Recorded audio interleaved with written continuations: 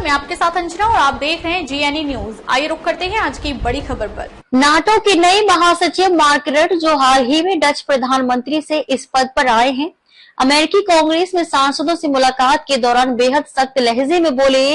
उनका सीधा इशारा था, अगर आप बीजिंग, दिल्ली या ब्राजीलिया में हैं या वहां की सरकार चला रहे हैं तो साफ समझ लीजिए रूस से व्यापार अब महंगा पड़ेगा। उन्होंने साफ कहा कि अगर भारत, चीन और ब्राजील रूस से तेल, गैस या हथियार संबंधी सामग्री का व्यापार जारी रखते हैं तो अमेरिका और उसके सहयोगी देशों द्वारा लगाए गए सेकेंडरी प्रतिबंध इन देशों को आर्थिक झटका दे सकते हैं। अमेरिकी राष्ट्रपति डोनाल्ड ट्रंप, जिन्होंने हाल ही में फिर से व्हाइट हाउस में प्रवेश किया है, उन्होंने भी इस बयान का समर्थन किया। उन्होंने कहा, अगर 50 दिनों के भीतर रूस यूक्रेन युद्ध खत्म नहीं हुआ या कोई शांति वार्ता शुरू नहीं हुई तो हम रूस से व्यापार करने वाले देशों पर 100% टैरिफ लगा सकते हैं। ये चेतावनी एक अल्टीमेटम जैसी है जो भारत जैसे विकासशील देशों के लिए भविष्य की रणनीति तय करने में बड़ा फैक्टर बन सकती है। हालांकि भारत ने अब तक रूस से अपने ऊर्जा आयात और सैन्य संबंध को एक संतुलन के साथ चलाया है, लेकिन पश्चिमी देश इसे यूक्रेन युद्ध के खिलाफ कमजोर स्थिति मान रहे हैं।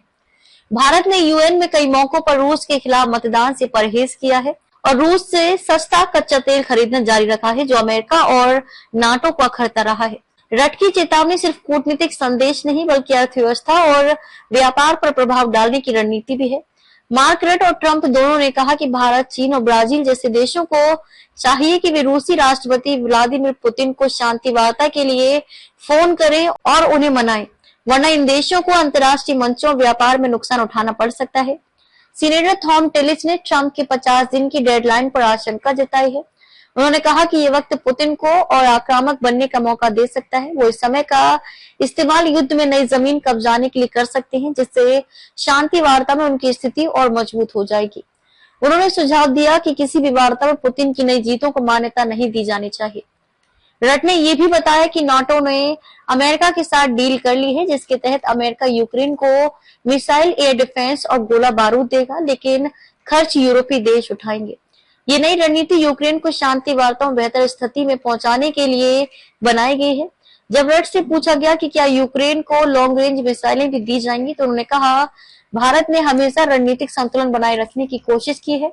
एक तरफ पश्चिमी देशों के साथ अपने आर्थिक रिश्ते और दूसरी तरफ रूस के साथ पुराने सामरिक संबंध, लेकिन नाटो की ये नई चेतावनी इस संतुलन को आने वाले महीनों में और मुश्किल बना सकती है। अब तक के लिए बस इतना ही, फिर मिलते हैं एक ऐसी ही बड़ी खबर के साथ। तब तक के लिए नमस्कार और देखते रहिए GNE न्यूज।